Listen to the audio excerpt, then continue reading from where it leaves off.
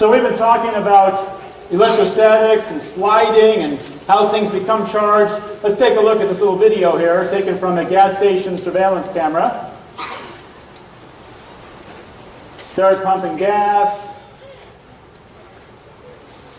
Get back in your car and wait for the gas to finish. Slide out across the seat. Oh, spark!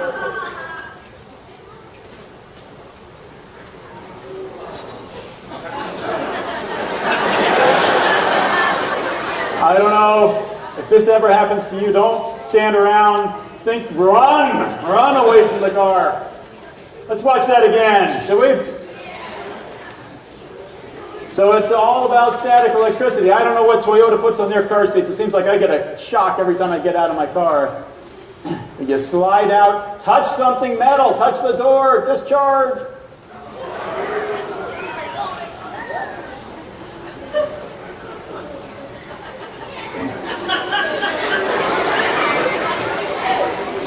I love this video.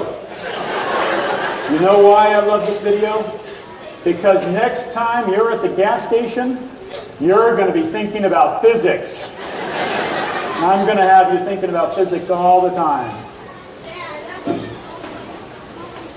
So, one thing that's really hard for us to understand is that these objects are interacting without touching each other. If you want to push on your friend, you got to run up and push on them, right? You got to touch them. You can't push or pull on them without touching them. But these charged objects, they're pushing and pulling on each other without touching each other. And we need to come up with a model for how that is. And we came up with this model of electric fields.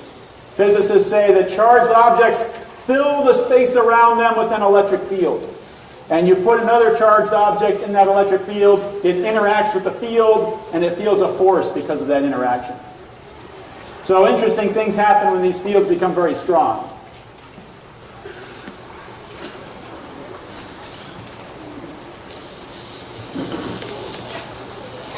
So the molecules in the air we breathe are made up of positive and negative parts. Here, we're creating a strong electric field between two conductors, these copper tubes. Now, this strong electric field pulls the positive parts in one direction and the negative parts in the opposite direction. When the field is strong enough, it pulls the positive and negative charges apart, air breaks down, and becomes a conductor. That's what you see in a lightning storm, and that is also what you're seeing here with the Jacob's ladder.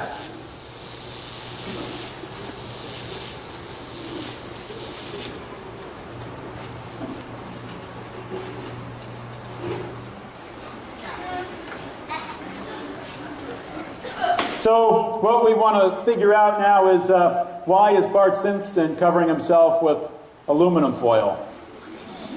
All right, so on the table here I have a little instrument. We call it an electroscope. And what it does is it tells us if there are electric fields present. And I have a rod here. This is just, I think David mentioned, a piece of PVC plastic pipe that's used in your sprinkler systems, probably. You can go into Home Depot and buy a cut piece already for you for about $2, or you can just use balloons. I'm rubbing it with a piece of wool. The carpet works pretty well usually, and I'm holding it over my electroscope, and we see it move. And I bring my rod closer, and I take it away. Okay, you got that? It's sensing the electric field from my charged object. And I'm going to put a metal cage around my electroscope. Metal is a conductor. That means that the charges in there are free to move around. And I bring my charged object close. What happens? Nothing happens. And I test it again, and we still get some charge, right?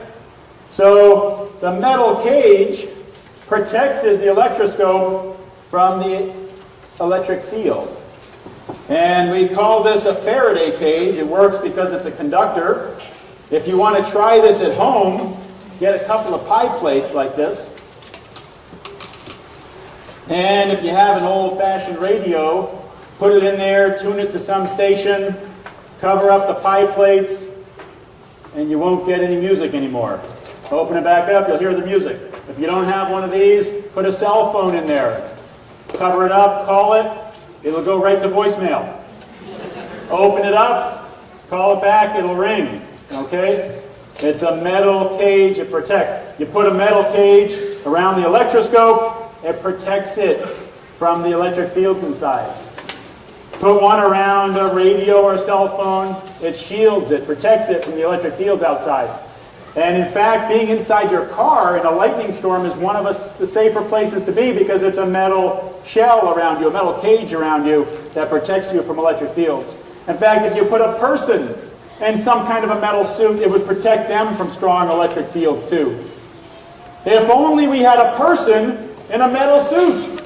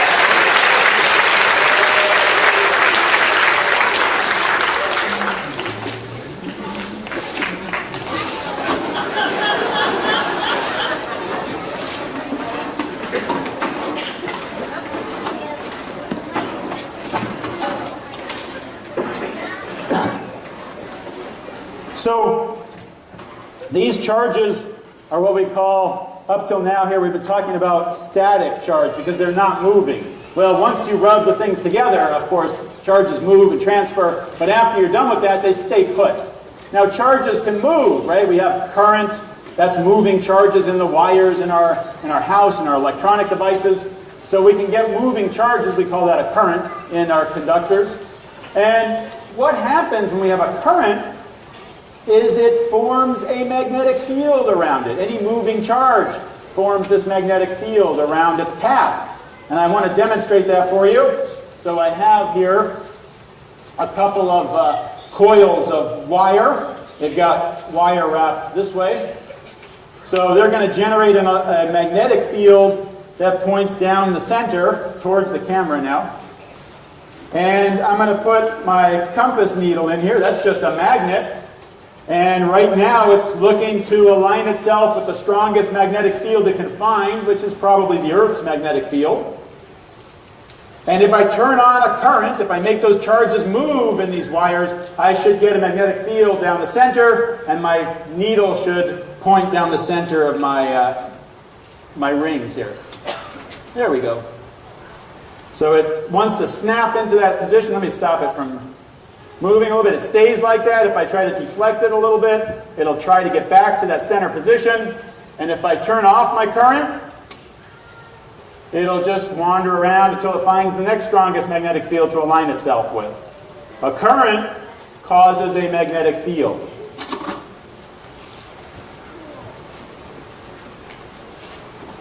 So, as Frank was saying, If a current can create a magnetic field, maybe we can use a magnetic field to create a current. I have a setup here in front of me consisting of a coil of wire. It's a long length of wire wound into many, many loops, as you can see along here. It's hollow in the center, like a bracelet, and I have connected to it a meter which will show us any current moving through the coil.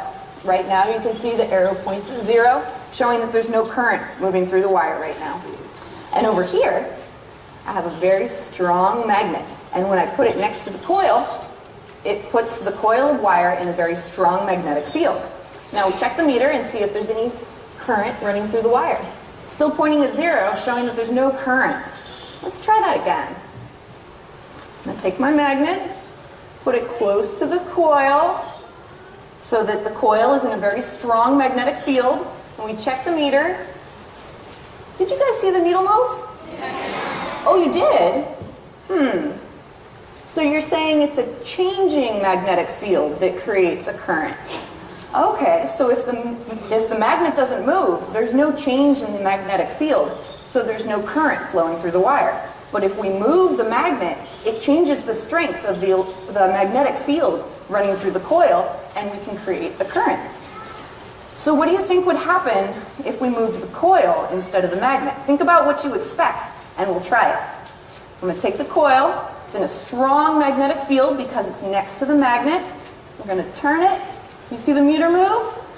We're generating electricity right here, or a current in the wire. This is how we produce a lot of the electricity that we use in the US.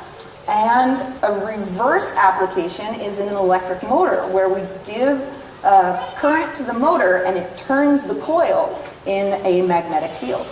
This is an example of Faraday's law.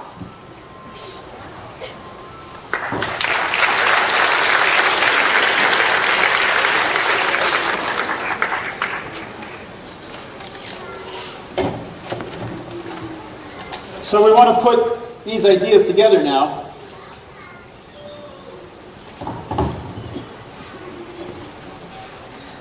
We've got the fact that moving charges create a magnetic field, and a changing magnetic field in a loop of wire creates moving charges. And that's interaction we want to see. First, I want to show you if I have what I have here is a little light bulb, and it's hooked up to a coil of wire, but nothing else. No batteries.